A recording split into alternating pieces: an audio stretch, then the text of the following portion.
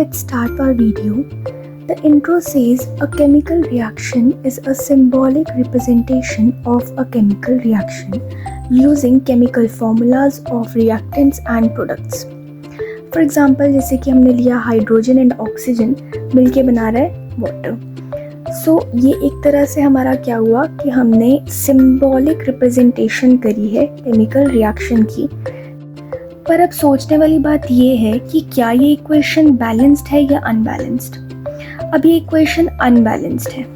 अब अनबैलेंस क्यों है? बिकॉज यहाँ पे जो नंबर ऑफ एटम्स हैं दोनों साइड पे, either it is for reactant side, either it is for product side. दोनों साइड के लिए हमारे जो एटम्स का नंबर है दैट इज़ नॉट इक्वल, है ना.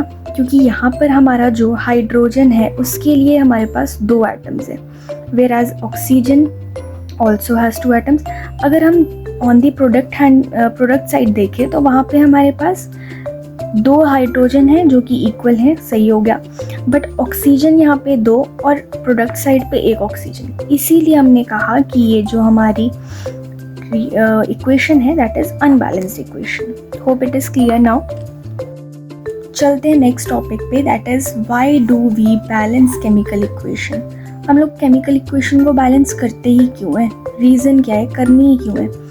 सो chemical equations must be balanced because they follow law of conservation of mass.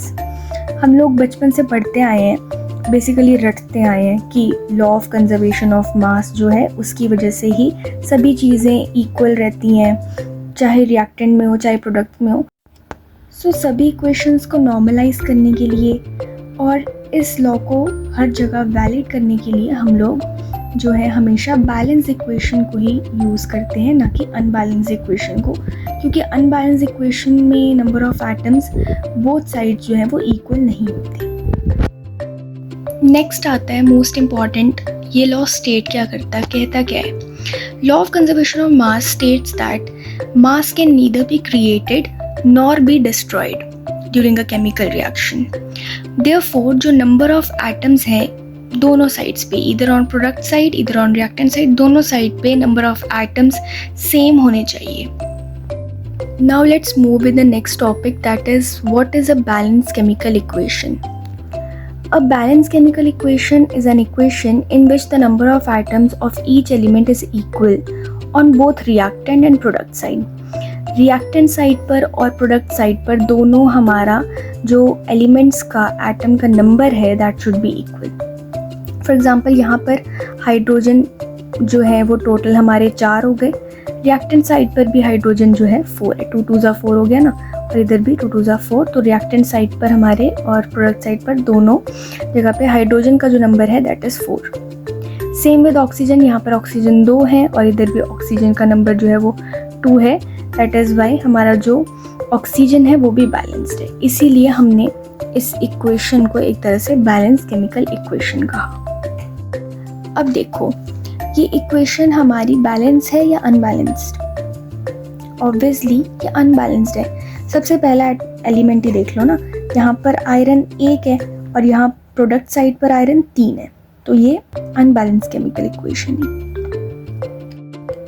तो देखो अब हमें जब भी बैलेंसिंग करनी होती है इक्वेशन तो हम लोग इस तरह से एक सिंपल सा टेबल बना लेते हैं जिसमें एलिमेंट्स के बारे में लिख लेंगे कि नंबर ऑफ एलिमेंट्स कितने रहेंगे, रिएक्टेंट्स लिख लेंगे कि रिएक्टेंट्स में उनका नंबर क्या है उन एलिमेंट्स का, और प्रोडक्ट साइड पे उनका नंबर क्या होता है.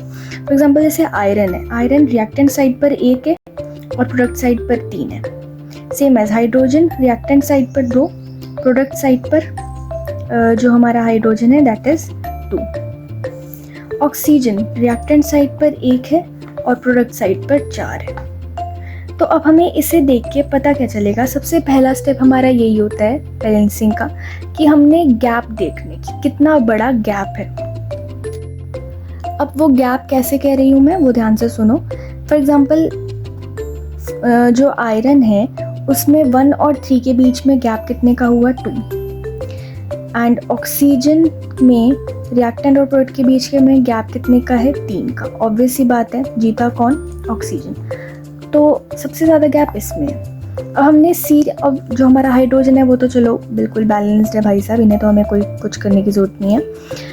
तो हम लोग आयरन और ऑक्सीजन के लिए चलते हैं कि क्या करना पड़ेगा। हम लोग देखेंगे आयरन का कि हमें इसमें बैलेंसिंग करनी पड़ेगी। वो बैलेंसिंग होगी कैसे, हमें इक्वल कैसे कर सकते हैं, हम चीज़ों को मल्टीप्लाई कर देते हैं तो वो चीज़ इक्वल हो जाती है। सो देखो, जब हम 1 को मल्टीप्लाई करेंगे 3 से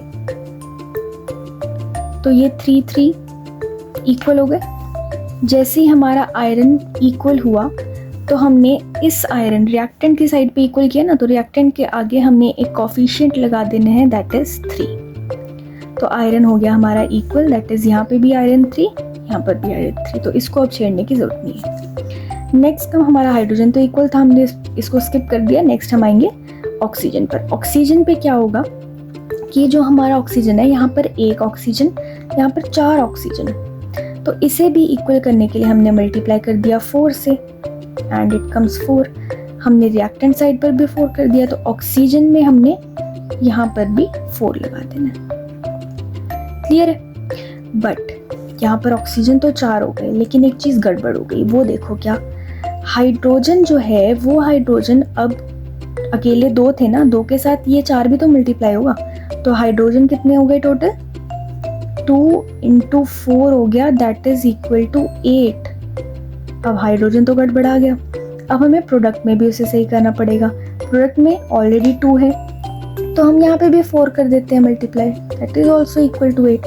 प्रोडक्ट साइड पर जो हमने कोफिशिएंट लगाया दैट इज इक्वल टू 4। हो गई ना इक्वेशन बैलेंस। बस इतना सही होता है काम। सो होप स्टूडेंट्स, अब आपको कोई इस टॉपिक पे डाउट रहा नहीं होगा। बहुत ही आसान टॉपिक है, बस इस पे क्वेश्चन प्रैक्टिस की नीड होती है। थोड़े बहुत क्वेश्चंस करोगे तो क्लियर हो जाएगा। बट ये ध्यान रखना, ये फ्रिक्वेंटली आस्क्ड क्वेश्चंस हैं बोर्ड्स के, तो आपको अच्छी ग्रिप होनी चाहिए इन क्वेश्चंस की। सो आने वाले टाइम में मैं आपको इसके कुछ इंपॉर्टेंट क्वेश्चंस प्रोवाइड कर दूंगी जो कि फ्रिक्वेंटली आस्क्ड हैं। PYQs भी होंगे उसमें जो कि बैलेंसिंग के रिलेटेड होंगे क्वेश्चंस। सो आप उन्हें करिए और stay connected.